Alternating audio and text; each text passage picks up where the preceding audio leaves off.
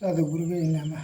ईश्वर स्तुति। सब क्षेत्र क्षर अपरा परापर और अक्षर पार में, निर्गुण सगुण के पार में, सत सतहूँ के पार में, सब नाम रूप के पार में, मन बुद्धि बच के पार में, गौगुण विषय पंच पार में, गति भांति के हूँ पार में, सुरत निरत के पार में, सब द्वैन द्वैन तन पार में, आहत अनाहत पार में, सारे पर पंचन पार में, सपेक्षता के पार में, त्रिपुटी कुटी के पार में, सब कर्म काल के पार में, सारे जंजालन पार में, अद्वैयानामय अमल अति अधैता गुण पार में, सत्ता स्वरूप अपार सर्वाधार में, तू पार में, पुण्योम सोम पार में, अरु सजिदानंदन पार में, है अनंत व्यापक व्याप जो पुनि व्याप व्यापक पार में, है हिरन गर्भ खरव जासो जो है संतन पार में, सर्वेश है अखिलेश है विश्वेश है सब पार में, सत शब्द धर कर चल मिलन सारे आवरण के पार में, सतगुरु करुण कर तर ठहर धर में ही जाओ वही पार में। श्री सदगुरु महाराज की। ढेर बुद्धि बगुलवा किन्हा और क्षण में प्राण ककुड़वा लेना। ढेर बुद्धि आधार विहीन बुद्धि, विषय में जो उपजा हुआ बुद्धि है वह तो आपको विनाश करा करके ही दम मारेगा। विषय से आसक्ति रख करके जो बुद्धि का प्रयोग करेंगे वह बुद्धि से आपकी दुर्गति या प्राण का नाश करा देगा। उस बुद्धि में क्या वो तो बुद्धि के विषय के अंतर्गत में ही न सोचेगा। विषय के परे जो उत्तम बुद्धि आत्मज्ञान से विचार विमर्श करके जो आत्मचिंतन करके आत्मज्ञान से अगर यदि वह कार्य करेंगे, हृदय को पवित्र रख करके परमार्थ का भाव से वह आपको सुख शांति समृद्धि अनंत सुख भी प्राप्त कराएंगे। तो ये कैसे इस प्रकार मैं बता रहा हूँ कि किसान ने अपने पुत्र को समझाते हुए कहा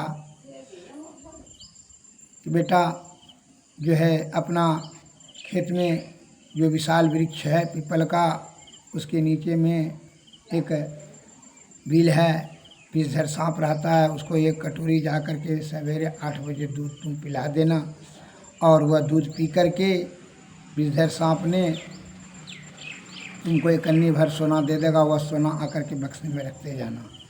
हम 10 दिनों के लिए जो है सगे संबंधी के यहाँ जाते हैं। एवं प्रकार से आज्ञा दे करके पुत्र को चले गए। पुत्र ने समझ लिया बात को, कहा ठीक है पिताजी आप जाइए। किसान चले गए और जब इसका पुत्र ने सवेरे गाय दूह करके एक कटोरी दूध ले करके गया अपना खेत में, जो कि घर से 1 कोस की दूरी पर था खेत, वहाँ विशाल वृक्ष के निकट गए और बिल के निकट कटोरी रख करके आवाज़ दिया, सर्प महोदय आकर के अपना भोजन ग्रहण कीजिए। बिल से सांप निकल करके दूध पी लिया और मुँह से सोना निकाल करके एक अन्नी भर दे दिया कटोरी में। वह सोना कटोरी लेकर के किसान का पुत्र घर चला आया।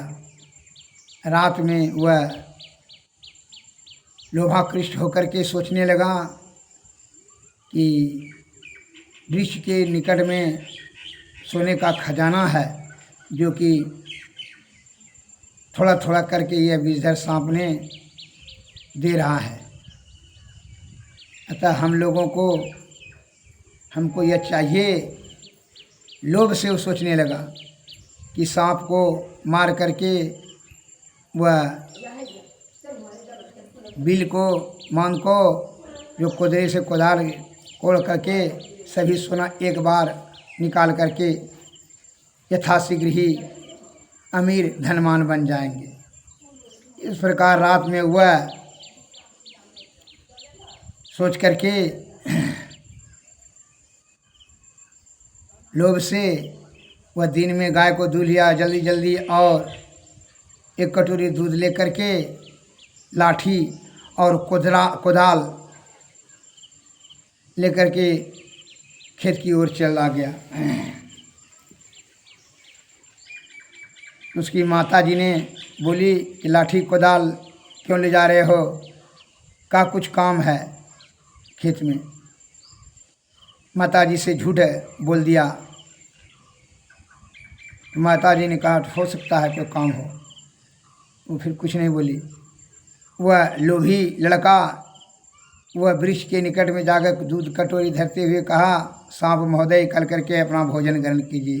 भीतर सांप निकला और निकलते हुए उसने देखा कि लड़के के हाथ में लाठी और कोदाल है। उसको संदेह हो गया कि भाई आज लाठी कोदाल क्यों लाया है, कल तो नहीं लाया था, इसमें कोई कारण है।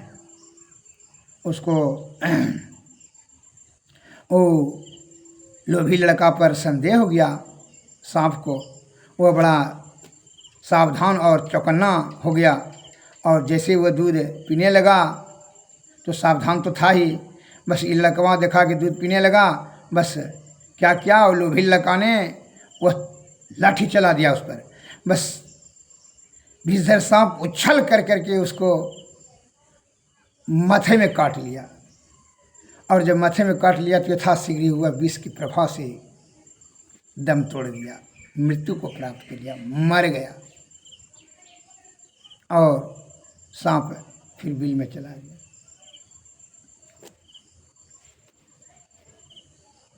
और भाग गया वहाँ से सांप निकल करके। सांप ने जान लिया कि इसका पुत्र किसान का हमारे द्वारा मृत्यु को प्राप्त किया है, अतः यह हमको अब भोजन पानी नहीं देगा। इसका मैं शत्रु हो गया हूँ, इसलिए शत्रु को क्षेत्र को त्याग देना में ही अक्लमंदी है, अन्यथा हमारा प्राण नाश हो जाएगा। यह किसान मार देगा हमको, क्या हमारे बीच से इसका पुत्र का मृत्यु हुआ है। लोभ के कारण से देखिए उसका प्राण नष्ट हो गया और पिताजी का आज्ञा भंग करने का दुष्परिणाम उसको मिल गया। इसलिए ज्ञानियों का, संत महात्माओं को, ध्यानियों का शब्दों की सब गंभीरता को समझ कर करके पूर्णपण से अमल करना चाहिए। अधूरा नहीं, पूर्णपण से अमल करना चाहिए और अपना विषय युक्त लोभ, मोह, मद, अहंकार, तृष्णा, ईर्षा और राग द्वेष के कारण से या अहंकार में, क्रोध में आकर के, लोभ से में आकर के, मोह में आकर के अगर यदि कोई भी उसी में किसी प्रकार का छेड़खानी करेंगे कार्य में, तो वह आपको नाश करा देगा या आपकी दुर्गति निश्चित हो जाएगी। इसमें संशय और संदेह नहीं है। इस प्रकार से मैं और एक दूसरा उदाहरण दे रहा हूँ, श्रवण करें। एक बुढ़िया नानी ने अपने नाती को आदेश दिया कि मुर्गी रोज़ एक अंडा देती है, उसको बना करके, आमलेट बना करके या भाप करके अंडा खा लेना और रोटी और अंडा खाते जाना और तुम अपना इसी प्रकार पढ़ने के लिए जाना। इस प्रकार आदेश दे करके बुढ़िया नानी ने कहा, बोली कि हम तीर्थ करने के लिए जा रहे हैं। तो कहा ठीक है नाती ने, ठीक है तुम चली जाओ, हम वही करेंगे जो तुम बोली। कहा ठीक है। इस प्रकार के नानी वो चली गई तीर्थ करने के लिए। इस लड़का ने 2-3 दिन तो ऑमलेट बना करके, अंडा भाप करके खाया, लेकिन जो है उसके दिमाग में फिर जो है लालच उत्पन्न हो गया कि इसके पेट के बिन सोचे समझे जो करे, पाछे पछताए काम बिगाड़े, अपना जग में होत हंसाए। अब नानी का जो है आज्ञा उल्लंघन कर दिया अपने लोभ के कारण से। उसने मन में सोच लिया, मन हमेशा चंचलवान, गतिमान और बलवान और अपराध की प्रवृत्ति कराने वाला होता है, हमेशा विषय की ओर धकेलता है। विषय में प्रवर्धन कराने वाला यह मन ही मुखिया है विषयों का। इसलिए मन को नियंत्रण में रखें और चित्त और बुद्धि से कार्य करना चाहिए। लेकिन अभी मन से ही मनुष्य काम करता है, इसीलिए मनुष्य कहता है मन की बड़ी प्रबलता है, इसलिए मनुष्य कहा जाता है। मन के अनुसार से ही कार्य करेंगे। और मन विषय भोगी होता है, विषय हमेशा विषय की ओर जो है ले जाता है। विषय का यह मालिक है, मुखिया है। अभ्यास और वैराग्य से मन को नियंत्रण में करना चाहिए। और ज्ञानी ध्यानी बता रहे हैं कि नदा अनुसंधान विधि से अनहद नाद में जब मन यह सूरत जब जाएगा तो मन वहीं जो है और पाप ताप मन माया वहाँ सब लय हो जाएगा, जल कर राख हो जाएगा। कहाँ? अनहद नाद बिंदु पर। इसलिए नदा अनुसंधान विधि सूरत शब्द योग ध्यान करने के लिए बता रहे हैं ज्ञानी ध्यानियों ने आदिकाल से। तो यह लड़कवा क्या लोभ में आकर के विचार किया, इसलिए कहा जाता है लोभी लंपट लालची तीनों से भक्ति न होय। अब भक्ति करे कोई सुरमा, जाति वरन कुल खोय।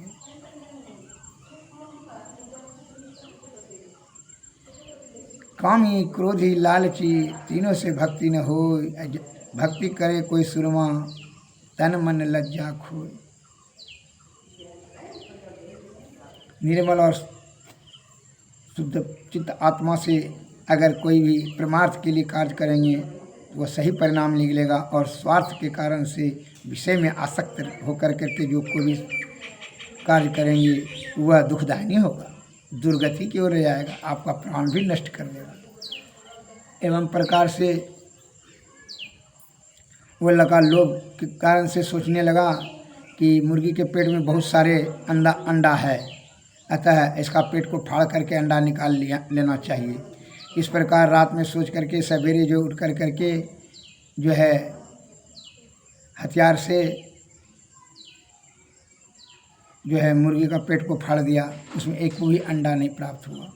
इस प्रकार से मुर्गी भी मर गई और ये लड़का भूखा रहने लगा, रूखा सुखाई खाने लगा और भूखा रहने लगा। एवं प्रकार से उसकी दुर्गति हो गई। अतः बड़े बूढ़े बुजुर्गों का, ज्ञानियों ध्यानियों का शब्दों की गंभीरता को समझकर आत्मज्ञान से पूर्ण रूपेण से आदेश आज्ञा अमल करना चाहिए, अन्यथा प्राण का नाश होगा या आपके जीवात्मा का दुर्गति होगा। हमारे संत महात्मा ज्ञानी ध्यानी महापुरुषों ने आदिकाल से बताते आ रहे हैं कि दसम द्वार होकर करके नदा अनुसंधान विधि से ये जीव आत्मा को सुषमना नाड़ी होकर करके ब्रह्म की प्राप्ति करने जीते जी। इससे क्या होगा? जीव आत्मा का परम कल्याण हो जाएगा। युग 84 लाख योनियों में परिभ्रमण करने की जो है इसकी प्रक्रिया छिन्न हो जाएगी और यह सदगति को प्राप्त करेंगे। अन्यथा आदिकाल से ये विषया आसक्त होकर के मायाबद्ध होकर के 84 लाख योनि में भटक करके नाना प्रकार का दुख को सहते आ रहा है। सद्गुरु के कृपा से ही विषयों को नियंत्रण करने की क्षमता प्राप्त होगी। अतः सतोगुण में सदाचार का पालन करके सत्संग भजन और सद्गुरु के शरण में जाएं, तभी यह जीवात्मा का परम कल्याण होगा। सद्गुरु महाराज आपके युक्ति बताएंगे आपको और युक्ति से ही मुक्ति होगी। इसलिए संत वाणी में आया है कि बिनु गुरु नर भव तरई न कोई, जो हरि बिरंची शंकर सम होई। तीन लोक नौखंड में गुरु से बड़ा न कोई, अकर्ता जो ना करी सके गुरु करे सो होय। श्री गुरु पद नख मणि गण ज्योति, सुमरत दिव्य दृष्टि हिया होती। गुरु का चरणों का कमल का जो है पद का नख का ध्यान करें, तब क्या होगा, वह जो है मन संयम में रहेगा और विषय से आपकी जो है चित्त वहाँ से हटेगा मन। नहीं तो जो है मन जो है ये क्या कराएगा, इसलिए दुर्गति करा देगा। इसलिए गुरु की कृपा से ही ये आप यह जगत रूपी झमेला से, कष्टों से मुक्त हो सकेंगे। कैसे, इसलिए कहते हैं सतगुरु सेवत गुरु को सेवत, मिटत सकल दुख झेला रे। यह दुनिया दिन चारि बसेरा, यहाँ ना तेरा मेरा रे। मेरा तेरा दो यम के हाथे, पकड़ी पकड़ी जिन्हें घेरा रे। यह दुनिया बंदी गृह यम की, जीव बंदी रहे घेरा रे। सद्गुरु गुरु बिन ना कोई कहूँ, जो तोड़े यम घेरा रे। याते उठो सद्गुरु गुरु हेरो, सेवे करो बहु तेरा रे। तन मन धन या तम तिनकी, पदयर पी बचो यम फेरा रे। जागृत जिंदा सद्गुरु जग में, सब जिन को कर जोड़ा रे। आवास सद्गुरु देवी साहब, जा पद को मही चेरा रे। गुरु सेवत गुरु को सेवत, मिटत सकल दुख झेला रे। श्री सद्गुरु महाराज की, श्री सद्गुरु।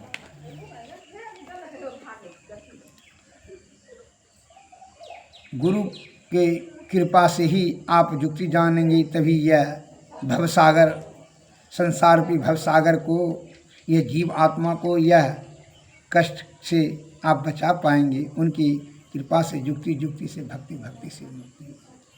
इसलिए सद्गुरु के चरण में श्रद्धा और पूर्ण भरोसा विश्वास के साथ उनके चरणों का सेवा करें, तो वह की सेवा से प्रसन्न होकर के आपके ऊपर कृपा करेंगे और युक्ति बताएंगे।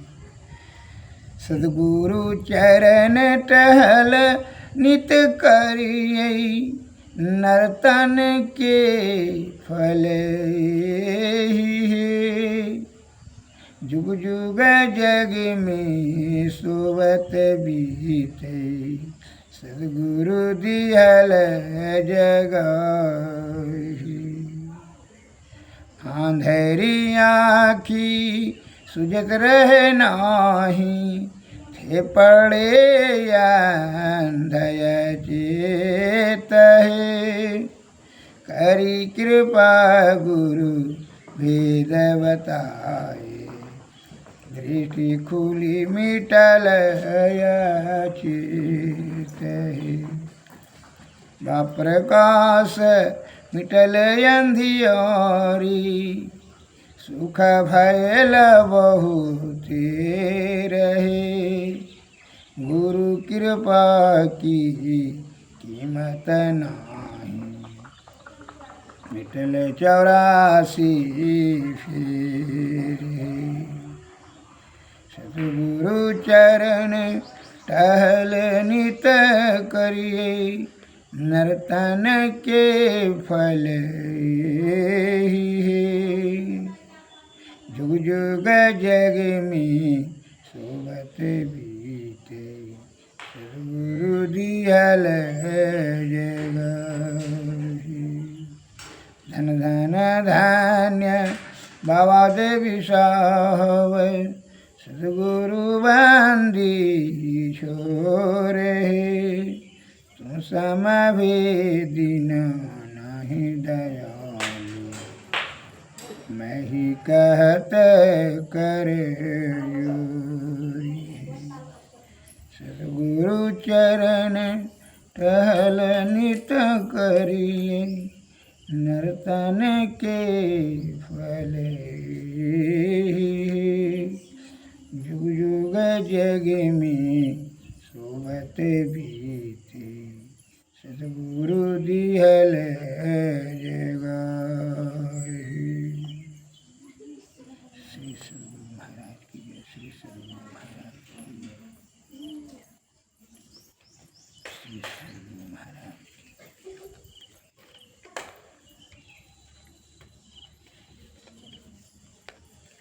सतपुरुष की आरती कीजिए हृदय धर को थाल सजीजिए दामनी ज्योति झका झक जाऊँ मैं तारे चंदय लौकिकताओं में आरती करत होत यति उजल ब्रह्म की ज्योति अलौकिक उजल सनमुख बिंदु में दृष्टि समावे अचरज आरती देखन पावे दीप चक्षु सो अचरज देखे या जग तुक्ष सुख तुक्ष करि लेखी होत महाधुन जन हद केरा सुनत तुरत सुख लहत घनेरा सुरत सार सबद में लागी पिंड ब्रह्मांड देह सब त्यागी आत्मयर पिक भोग लगाओ सेवक से व्यभाव छुट जावे हम प्रभु प्रभु हम कहीं होई गैन हृदय रहे नहीं कोई ऐसी आरती कीजिए भव जन्म बहुरी नहीं लीजिए। श्री सद्गुरु महाराज की जय। श्री सद्गुरु महाराज सद्गुरु नमस्कार। जय हिंद जय भारत।